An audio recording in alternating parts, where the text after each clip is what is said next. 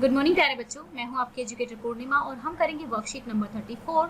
Subject आपका सामाजिक विज्ञान में अर्थशास्त्र है। चैप्टर चल रहा है निर्धनता एक चुनौती। आज ये चैप्टर स्टार्ट हुआ है तो अभी चलेगा ये।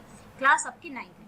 तो बच्चों देखो, गरीबी, निर्धनता या फिर गरीबी, हम अपने आसपास में बहुत सारे ऐसे लोग देखते हैं जिनके पास जमीन नहीं होती है, रोज मजदूरी करते हैं, कूड़ा बीनने जाते हैं, बेसहारा अनाथ फुटपाथ पर सोते हैं, झुग्गी झोपड़ियों में रहते हैं, जो अपनी रोज की ज़रूरतें भी पूरा करने में असमर्थ होते हैं। तो निर्धनता का अगर हम एक डेफिनेशन में डालना चाहें तो वैसे निर्धनता को एक वर्ड में हम किसी एक चीज़ के लिए हम उसको डिफाइन नहीं कर सकते, क्योंकि निर्धनता के बहुत सारे एस्पेक्ट होते हैं, है ना। बहुत सारे फेजेस होते हैं कि लोगों के पास भूखमरी होती है, कोई जगह नहीं होती है रहने की, अपना इलाज नहीं करवाते हैं, स्वच्छ जल नहीं मिलता है पीने के लिए, और बहुत ही कम ऐसी जगहों पर रहते हैं जहाँ बहुत गंदगी होती है और रहना पड़ता है। They don't want to stay there, मतलब वो वहाँ पर नहीं रहना चाहते हैं लेकिन उनको रहना पड़ता है। निर्धन लोग ऐसी स्थिति में रहते हैं जिसमें उनके साथ सभी स्थानों पर दुर्व्यवहार होता है और उन्हें लोग भी बहुत ही गंदे से ट्रीट करते हैं। अब होता क्या है कि आय और उपभोग। आय का मतलब हो गया कि जो इनकम हम कमा कर लेके आते हैं।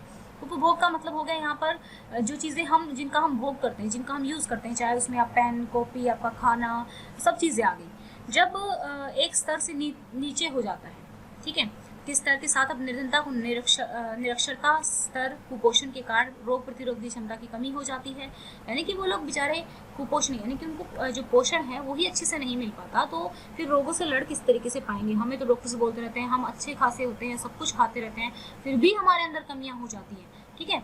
लेकिन उन्हें देखो कि प्रॉपर खाना ही नहीं मिल पाता, तो उन लोगों के शरीर में कितनी कमी रहती होगी। अब डॉक्टर्स के पास भी जाते हैं तो बहुत पैसा लगता है, कई बार पैसे की ही समस्या रहती है। अब सामाजिक सूचकांकों के माध्यम से भी इसको देखा जा सकता है। सामाजिक अपवर्जन का मतलब होता है कि अलग थलग कर दिया जाता है। गरीब लोग को देखा होगा आपने, जैसे सेक्टर्स हैं, सेक्टर्स में कोई बहुत गरीब लोग नहीं होंगे, उनकी अलग से एक बस्ती होगी, तो उनको अलग रखा जाता है, तो उनको कम फैसिलिटीज़ मिल पाती हैं। अगर उनको स्कूल में भी अच्छे स्कूल में जाना है तो बहुत दूर तक ट्रैवल करना है और उसके लिए भी उनको बहुत सारी चीज़ों को फेस करना पड़ता है। तो सामाजिक अपवर्जन भी एक प्रॉब्लम है कि लोग गरीब हैं। अगर उनको सोसाइटी अपने अंदर मेल कर ले, सोसाइटी अपने अंदर अच्छे से उनके साथ इंटरेक्ट करे, अपने साथ रखे, तो और कुछ ही नतीजा हो सकता है। वो और गरीब नहीं होंगे और जो भी सुविधाएं हैं उनका लाभ उठा पाएंगे। और भारत में जो जाति व्यवस्था है, तो कुछ जातियों के लोगों को तो दूर ही रखा जाता है कि आप, इवन मेरे गाँव में आज तक भी जो लो कास्ट के पीपल हैं, उन लोगों का एक एरिया उन लोगों का डिफरेंट है, और जो हाई कास्ट के लोग हैं उन लोगों का एरिया डिफरेंट है। तो एक सेपरेशन है। ये शहरों में तो है ही है, गांव में भी है, बट शहरों में अब थोड़ा कम है। असुरक्षा। अब गरीब लोग होते हैं बेचारे, बहुत डरते हैं। अब ये लगाओ कि उन्हें पता तो होता है कि कानून बने हुए हैं उन लोगों के लिए, लेकिन कानून में वो अपने 2 वक्त की रोटी कमाए या फिर कोर्ट में जाके केस लड़े। ऊपर से कोर्ट में मान लो कोई हो मेरे जैसा जो बहुत राइट्स की बात करता हो, कहे कि कानून की मदद लेके मैं ये कर दूंगा वो कर दूंगा, लेकिन अरे भाई अगर जाएगा भी तो वो तो पैसे दे के छूट जाएगा। तो उसे पता है कि कानून या तो बहुत लंबे समय तक केस चलता रहेगा, फालतू में मेरा टाइम भी वेस्ट होगा, तो वो कानून के पास भी नहीं जाते, असुरक्षा महसूस करते हैं। और इससे भी ज़्यादा बुरी सिचुएशन में होते हैं जो शारीरिक रूप से विकलांग होते हैं या फिर विधवा स्त्रियाँ होती हैं, उन लोगों का और भी ज़्यादा एक्सप्लॉयटेशन किया जाता है। असुरक्षा का निर्धारण परिसंपत्ति, शिक्षा, स्वास्थ्य, रोजगार के अवसरों के रूप में जीविका खोजने के लिए विभिन्न समुदाय के पास उपलब्ध विकल्पों से होता है। इसके अलावा जब भूकंप वगैरह, सुनामी वगैरह आ जाती है, मुश्किल से वो अपना घर जोड़ते हैं, बुरा समय आ जाता है जैसे अभी आया हुआ है, तो और ज़्यादा वो लोग प्रभावित होते हैं। अब देखो, गवर्नमेंट का तो ये एक बहुत बड़ा जिम्मेदारी बनती है कि निर्धन लोगों को चीज़ें प्रोवाइड की जाए। तो उसके लिए पहले तो उसको डिफाइन करना पड़ेगा ना कि कौन निर्धन है, ठीक है, कौन कौन निर्धन है। तो उसके लिए एक निर्धनता रेखा बनाई जाती है। उसमें क्या होता है, उसमें आय और भोग के न्यूनतम स्तर को देखते हुए उस रेखा को इमेजिनरी तौर पर माना जाता है। भारत में निर्धनता रेखा का निर्धारण करते समय जीवन निर्वाह के लिए खाद्य आवश्यकताओं, कपड़े, जूते, ईंधन और प्रकाश, शैक्षिक एवं चिकित्सक संबंधी आवश्यकताओं पर विचार किया जाता है। निर्धनता रेखा का आंकलन करते समय खाद्य आवश्यकता के लिए वर्तमान आधार पर किसी व्यक्ति के लिए कुल कैलोरियों की आवश्यकता जानी जाती है। अब देखो, गांव में जो कैलोरी मापी जाती है कि एक पर्सन को इतनी कैलोरी तो प्रोवाइड होनी ही चाहिए। अगर उसको इतनी कैलोरीज प्रोवाइड हो रही हैं तो ठीक है, अगर वो इससे भी नीचे उसको नहीं प्रोवाइड हो रही है इतनी कैलोरीज की, तो इट मीन्स कि वो बहुत गरीब है, ठीक है। तो ग्रामीण में इतनी कैलोरी और शहर में जो है इतनी कैलोरी। और जो कैलोरीज है वो भी अलग अलग होती है।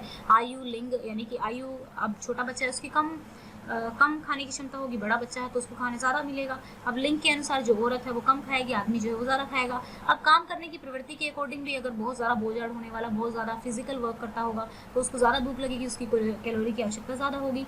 लेकिन एक तरह से हमने एक डिफाइंड कैलोरी हमने मान ली है। ये लाइन बहुत इंपॉर्टेंट है, इसको आप याद करके रखेंगे, ठीक है बच्चों। तो चलिए अब कुछ चीज़ें हम क्वेश्चंस के माध्यम से भी समझेंगे। निर्धनता के क्या क्या लक्षण हैं? निर्धनता के निम्नलिखित प्रमुख लक्षण हैं: भूखमरी, खराब स्वास्थ्य, कुपोषण, रहने योग्य आवास का ना होना, निरक्षरता, बेरोजगारी, पीने का स्वच्छ पानी ना होना, साफ सफाई की सुविधाएं ना होना। तो ये सारी ही चीज़ें क्या है, निर्धनता के लक्षण हैं। अगर आपके पास पैसा होगा, अगर आप निर्धन नहीं होगे तो सिंपली सी बात है, पहले खाने पे ध्यान दोगे, अपना रहने का अच्छा स्थान बनाओगे, पढ़ाई करोगे, ठीक है। अब नेक्स्ट क्वेश्चन में चलेंगे। निर्धनता से लोगों का जीवन किस प्रकार प्रभावित होता है? निर्धनता लोगों के जीवन को कई प्रकार से प्रभावित करती है। कुपोषणता के कारण रोग प्रतिरोधी क्षमता कम हो जाती है, ठीक है। स्वच्छ पेयजल और स्वच्छता न होने से बीमारियां बढ़ती हैं। पैसे की कमी के कारण बीमार व्यक्तियों का इलाज नहीं हो पाता है। निर्धनता के कारण लोगों को अपने साथ बुरे व्यवहार का सामना करना पड़ता है, ठीक है। अब चलेंगे नेक्स्ट क्वेश्चन पे। नेक्स्ट क्वेश्चन देखेंगे, सामाजिक अपवर्जन और निर्धनता किस प्रकार एक दूसरे का कारण है और परिणाम है। तो देखो, अगर मान लो जाए, एक छोटा सा मैं यहाँ पर आपको एग्जांपल लेती हूँ। जो अमीर लोग हैं, अगर जो उनके बच्चे हैं, मान लो, ऐसा तो नहीं कह सकते कि वो इंटेलिजेंट होते हैं, लेकिन फिर भी अगर उनके साथ बैठा जाए, उनके साथ उनको अलग थलग ना रखा जाए, तो उनके साथ वो खेलेंगे, कुछ अच्छी अच्छी चीज़ें सीखेंगे, लेकिन उनको एक अलग ही ऐसे पेरेंट्स भी ऐसे कहते हैं, उन बच्चों के साथ नहीं खेलना है, ठीक है। सामाजिक अपवर्जन का अर्थ होता है गरीबी और अमीरी के आधार पर समाज में अलगाव। सामाजिक अपवर्जन और निर्धनता एक दूसरे का कारण है और परिणाम भी है, दोनों इस प्रकार हैं। सिंपल सी बात है, लोग निर्धन इसलिए हैं क्योंकि वो संपन्न समाज से अलग हो जाते हैं, वो सुख सुविधाएं नहीं ले पाते हैं। और निर्धन लोग समाज से अलग हैं, इसीलिए क्योंकि वो निर्धन है, उन्हें अलग क्यों कर दिया जाता है? क्योंकि वो गरीब है। तो नेक्स्ट क्वेश्चन करेंगे, निर्धनता रेखा को निर्धारित करने हेतु किन किन बातों का ध्यान रखा जाता है? भारत में निर्धनता रेखा को निर्धारित करते समय जीवन जीने के लिए खाद्य आवश्यकताओं, यानी कि जो खाने पीने की चीज़ें हैं उनकी, कपड़े, ईंधन, प्रकाश, यानी कि जो इलेक्ट्रिसिटी होती है, शैक्षिक और चिकित्सिकता संबंधी आवश्यकताओं आदि का ध्यान रखा जाता है, ठीक है। निर्धनता किस प्रकार एक सामाजिक और आर्थिक चुनौती बनती है? अपने विचार लिखिए। निर्धनता कई प्रकार से सामाजिक और आर्थिक चुनौती बनती है। निर्धनता के कारण सुविधाओं, लाभों और अवसरों से वंचित रहना पड़ता है, सामाजिक अलगाववाद का सामना करना पड़ता है, अपने साथ बुरे व्यवहार का सामना करना पड़ता है, ठीक है। निर्धनता के कारण बच्चों को विद्यालय नहीं भेज पाना भी एक प्रॉब्लम है, ये भी एक, क्योंकि अगर देखो इन्होंने कहा सामाजिक, अब बच्चे हमारे कंट्री की एक पॉपुलेशन अगर स्कूल नहीं जा पाएगी तो एक कंट्री का ही तो लॉस है ना उस चीज़ में, ठीक है। क्योंकि लोग ही तो आगे देश को बढ़ाते हैं, अगर सभी लोग पढ़े लिखे होंगे तो देश आगे बढ़ेगा। पैसों की कमी के कारण बीमार लोगों का इलाज नहीं हो पाता है, तो ये भी एक प्रॉब्लम है। तो ये थी हमारी आज की वर्कशीट। आई होप आपको अच्छे से समझ में आ गई होगी गरीबी क्या होती है। ये तो खैर सभी को पता होता है, क्योंकि हम कभी ना कभी अपनी ज़िंदगी में गरीबी को फेस करते ही हैं। निर्धनता लेकिन उस लेवल पर नहीं करते जिस लेवल पर जो गरीब लोग होते हैं, जिस स्थिति में वो जीते हैं, उनके लिए काफ़ी डिफ़िकल्ट लाइफ होती है। तो हमें उनके साथ बुरा व्यवहार करने की बजाय अच्छा व्यवहार करना चाहिए, और जैसे भी हम उनकी हेल्प कर सकते हैं उनकी हमें हेल्प करनी चाहिए। तो बच्चों, आई होप आप अच्छे से समझ पाए होंगे कि हमें किस तरीके से आंसर्स लिखने हैं। अब आपको लगता है, हो सकता है कि थोड़े आंसर बड़े लगे, लेकिन आपको जो आंसर्स हैं इतने ही लिखने हैं, क्योंकि इससे छोटे नहीं हो सकते हैं आंसर्स। यहाँ पे अगर आपको लगे तो मैंने पॉइंट्स में आंसर हैं लिखवाए हैं, तो कुछ पॉइंट्स आप काट सकते हैं, एक आधा पॉइंट आप अगर चाहो तो काट सकते हैं, बट मैं यही कहूँगी कि अपने पूरे प्रॉपर आंसर लिखिए, क्योंकि अगर हम 4 लाइनें भी याद करके जाते हैं तो 2 लाइनें तो हम पेपर तक पहुँचते भूल जाते हैं, ठीक है। और आप लोगों को याद नहीं करनी है, चीज़ें समझनी है।